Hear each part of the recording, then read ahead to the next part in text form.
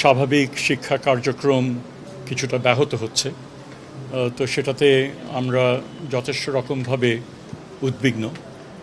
তবে আমরা এটা মনে করি যে কোনো সমস্যাই আলাপ আলোচনার মাধ্যমে সমাধান হওয়া সম্ভব।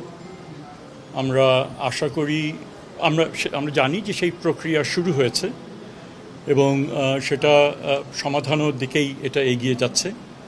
আমরা আশা করি দ্রুতই এই সমাধান এখানে হবে।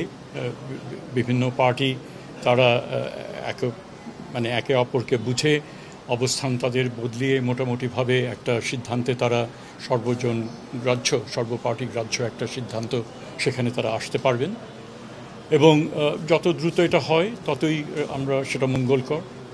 এবং এই ক্ষেত্রে মন্ত্রণালয় এই যোগাযোগ রেখেছে বিশ্ববিদ্যালয়গুলোর সাথে। আশা করি আমাদের কোনো সাহায্য সহযোগিতার প্রয়োজন হলে মন্ত্রণালয়ের পক্ষ থেকে তা এক্সটেন্ড করা হবে প্রতিষ্ঠানগুলোকে।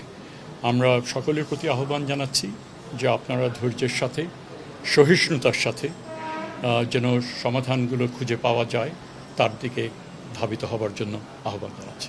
ধন্যবাদ। এগুলো না, অবভিয়াসলি এই ধরনের একটা পরিস্থিতি কারোর কাম্য না। সেটা শিক্ষকরাও চান না, ছাত্ররাও চান না, বিশ্ববিদ্যালয় কর্তৃপক্ষ তারাও এটা চান না।